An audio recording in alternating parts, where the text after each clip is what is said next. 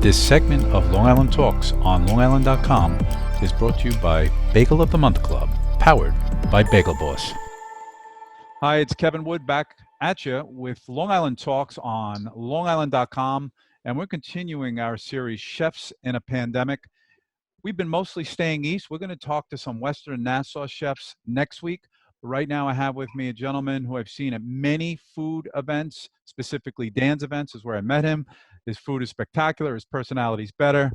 Peter Ambrose, how are you? Thank you for coming on today. Good. How are you doing today? Doing great, doing great. Talk to me, man. How you feeling? I always ask everybody during this time, how you feeling? How's the family? How's everything going? Family's good. You know, hanging in there, adjusting, Yeah, trying to predict and wonder, what this summer will bring or fall will bring, and planning for whatever it may be. absolutely. So bring us through your regular life as a chef. I mean, I think you're a little bit different than the guys I've been talking to who are set in restaurants. You're an events guy, right? Yes, we do a lot of weddings, galas, large beach parties, backyard parties. So my hat will change, depending on time of season, type of event. I deal directly with a lot of my brides, a lot of the coordinators at the different fundraisers. Like this year, we were to be doing the Waxman event. We would be doing St. Jude's, working at the Parish Art Museum, things like that. So that requires a lot of planning with rentals, behind the scenes tents, staff, whatever it might be. So you In must do a addition to lot. the menus and stuff. So you must do a collaboration with, like you said, 10 companies, servers, all that whole, if you will, team of people that come upon an event. And I mean, let's face it, Long Island's known for their beautiful events, the East End particularly, and then of course, like, give me an idea. Are you serving anywhere from like 10 people to 100, We'll 200? do dinner parties from 10, and last year the biggest event we did probably was 600 people. Wow. So Yeah. if you're pulling up to 600 people, are you kind of setting things up under a tent and just commanding that whole situation? Is that under your direction? Yeah, that would be, I Wow. have a very good team underneath me, so I'm only as good as the people that work for me. But yeah, we oversee everything, coordinate everything. Been doing it a long time. Enjoy that. Enjoy the stress of that, and Um, the mhm. and The it's stress. not, just the and the bumps in the road that you hit while you're doing that. Anyone who tells you that they don't have mistakes or make mistakes when they do event catering, they're foolish. What was coming next. I'd rather have the guy who's made the mistakes and figured out how to No smooth them doubt. over. It's a little You bit of the wizard behind the curtain. As long as what goes on out front is fine, you keep the bumps to the behind the curtain. I think that's why I'm attracted to guys like you. Not only do I end up eating some great food with you, but you're real people, and for you to say that, and by the way, every other chef I've talked to have said basically the same thing, that almost like you enjoy the challenge, you expect things not to go right, but Yes. you're up to the challenge, which I think is amazing. And then like at 1 o'clock in the morning, you must be like, oh God, how did we do it? But we did it. Yeah, exactly. And I always say to myself, the day's going to end. No matter how daunting of an event we might take on or multiple events, it's one day. Yeah. It's going to end. And thank God, knock on marble, because that's what in front of me. They usually end more often than not very well. You can knock on me. My last name's Wood. All right. So I'm Deal. talking to you. I'm talking to you in Sag Harbor now. Have you always lived there? Have you always lived on the East Yes, End? yes. Grew up in Sag Harbor. Dad was a East Hampton school teacher. Mom grew up locally in Sag Harbor, and I've been here my whole life. Yes. What attracted you to the food business? I mean, I think it was innate as family wise. Both my grandmothers were, great in the kitchen. My mom and my grandfather and grandmother on my father's side opened, which I think is the Blend right now on 3 Mile Harbor Road. They had that as a blood and guts bar back in the 50s and 60s, and fed their clientele more to keep them upright and drinking more than necessarily a restaurant. But it was a little bit in the blood. And my father in the early 80s started doing clam bakes in the summer to supplement his, school teaching. And I kind of fell into that. Wasn't, didn't go to culinary school. My sister did. She was kind of the chef behind the scenes at first and stuff. Mm. And she went and moved away. And I kind of, out of necessity, had to learn how to cook. And I turned out to be pretty good at it. I have a good palate. I get a good heart for it. And I think that's the two things you couldn't be taught anyway. So Awesome. How have things changed on the East End in terms of food? I mean, in some respects, it's gotten really better because of provisioning with the local farms, which I don't think was as prevalent 20, 30 years ago. Has it? But let me not put words in your mouth. Has it changed for the better? Yeah, 100%.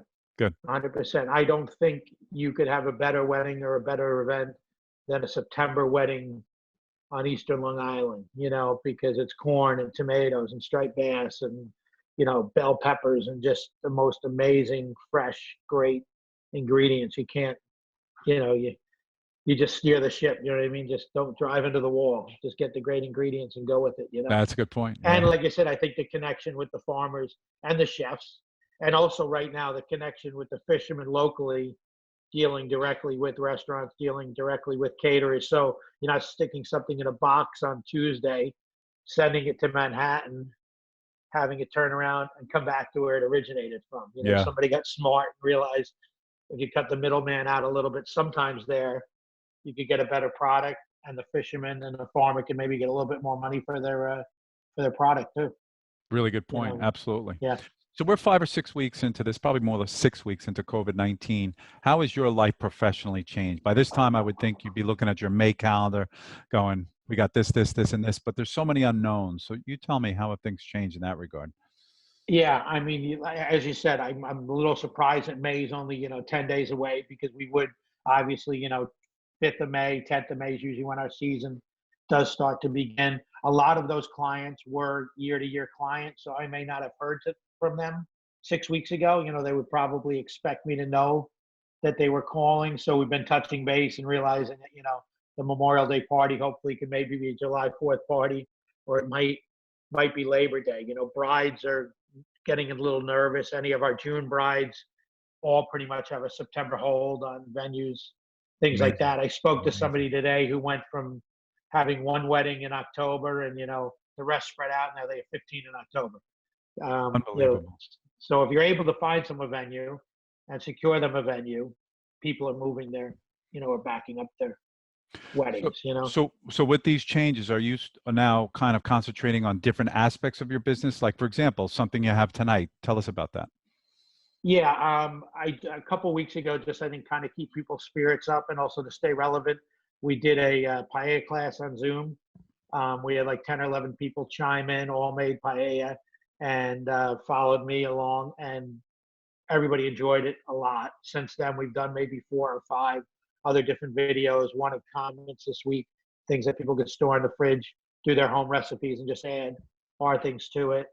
And it's been a great response. And you realize with social media how quickly things get out there and go to other people. I'd say in the last 2 weeks, I've gotten, hundreds of likes, on my professional Facebook page. As far as my personal page, like, friend requests, like mad, So I think staying relevant is very Good. important. Yes, and you're I doing it. plan on doing this for, another 20 years, whatever it is, out of necessity, out of choice, because I do love it.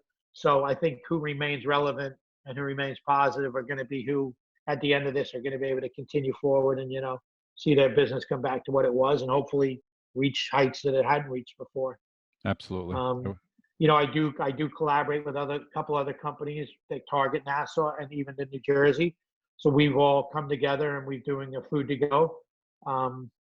So we can make more of the same type of things, cover a bigger area, support each other a little bit as far as staff and things like that. And it's not something that we ever thought we could monetize before. And we're realizing now maybe when our regular business comes back, this can be a spin-off of it and an additional revenue source. We're working on some boxes now where maybe you get a Pete Ambrose taco box and you'll get 2 or 3 proteins ready for you to go. We haven't decided yet whether they're going to give you instructions on how to grill it. It's going to come grilled and maybe with, sauces and aiolis and things like that, a barbecue box, a steak box, whatever it might be. And again, things that hopefully will come out of necessity, but will stay on and be staples of our business, moving forward. Yeah, new You know, inventions because of yeah, necessity is what we're talking about. right, How about exactly. locally with chefs? Either name names or you don't have to name names. Any stories about either collaboration or not so good stories where, places that are well known have had to close and they don't know of their future. What are you hearing out there? I mean, I think as far as restaurants, you're hearing more in New York City about what's happening with some major restaurants deciding to or happening to close. Locally, I kind of feel in the last 2 or 3 weeks, there's been more silence. I don't know if that's a good thing or a bad thing. I really don't know. Maybe it's the new normal. I do think, I think, in my opinion, those who planned on being in this for the long haul are figuring out ways how to be in it for the long haul. If you're the guy who's put your money away, we're thinking about it was time to move on anyway, you're not going to blow Not through your worth it to come back. savings. Right. Yeah, you're going to move up your plans a little bit and move on. Hopefully, that means the landscape's going to change some. Hopefully not. Yeah, More. Not.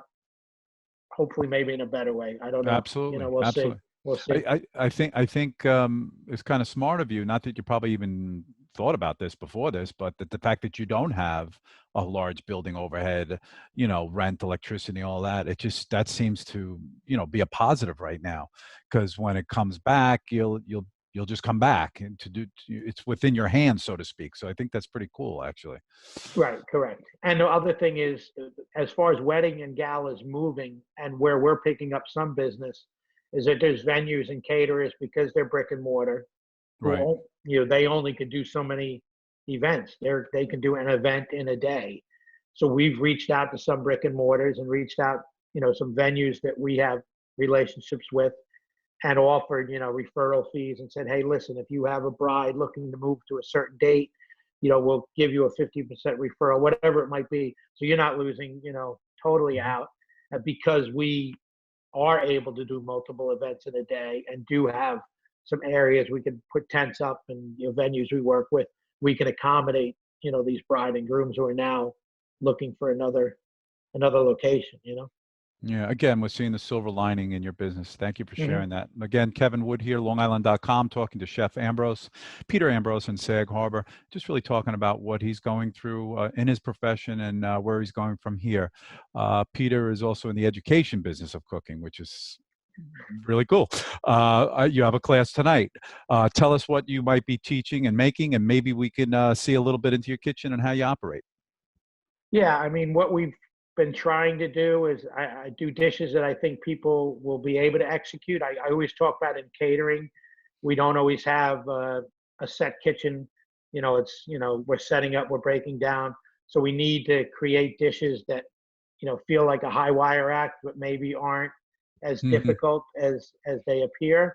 So I thought those are things that people can bring into their home kitchen, and, things that maybe we do, or dishes they've had at restaurants or at catering events, and they'd be happily and, pleasantly surprised that they can execute it, in their home, and Yeah, things like that. I feel that way when I get in the kitchen. I don't want to go over my head, because then I'll just say, ah, screw it. So I Yeah, think it's important to make it obtainable. right, Cool. right. All right, so let's set up. Let's see if you can set up and show us a little magic. Okay, all right, perfect.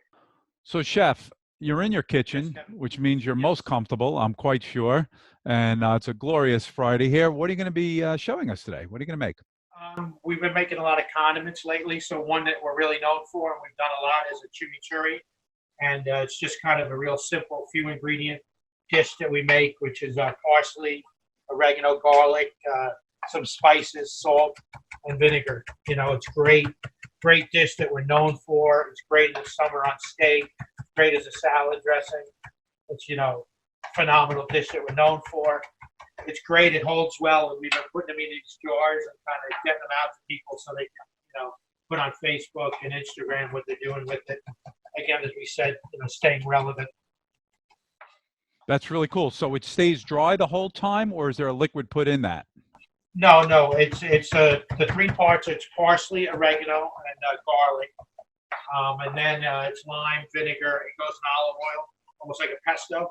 And then that olive oil not only is flavor, but it helps, kind of preserve it, Mm, keep it delicious. moist. So it's a wet application. You don't Okay, really cook with it. You put it on cooked food, cooked shrimp, cooked steak, chicken, things like that. beautiful. And then when you're done with it, you put it in one of those, what are those, like a 6-ounce glass? Show me that glass if you would. Yeah, we just get these little mason Look at jars that, that pick nice. up in town, and it's a simple dish. I could almost really probably finish the whole thing right now. Let's do it. Let's do it. It was the 3-part parsley. It was a 1-part oregano. Mm-hmm. Garlic went in already. I think it was 5 cloves. Fair amount of crushed red pepper. Salt. Beautiful. Good work on the camera, Claire. It's my cameraman, Claire, camera woman, doing a good job. Great job. And the only thing I have to go find, Kevin, is some apple cider vinegar. It's probably a small dose of that, right? Because it's usually pretty bitter. I know they say that's good to have every day in some way, form, or another. Yeah, so it's just a little. I feel like it helps just release everything in there. Mm. And that's really it. We just finish it with a lot of olive oil. Okay. Because it seems to really kind of suck it up. And as I said, that kind of helps preserve it.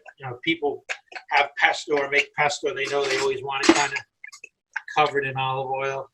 Mm-hmm. There we go. Wow. That's about it. Yeah, that brings it alive. Wow. 6-ingredient thing, and that'll last, a month in the fridge easily. So the amount that you're making now, is that a mini amount just to show us today, or are you usually making a lot more of that because you're filling all those jars? Yeah, we usually make more than that. I've tried to make this in mass quantity, and it's a lot of work because I haven't figured out how to do this in a blender or a Vitamix or something and keep it nice and vibrant like this. So, yeah, when we do it in the summer, we're probably making a gallon at a time, something like that. For now, we're just doing a few jars every time. Would this be appropriate to put on fish?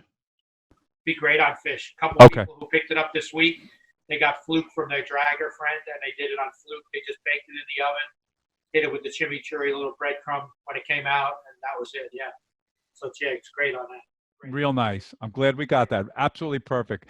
Thank you to your wife on the camera, Chef. All right. Stay well, stay safe, and have a good class tonight. Thank you again. Thanks, Kevin. Appreciate it. Yeah, you're always welcome. Take care. Take care.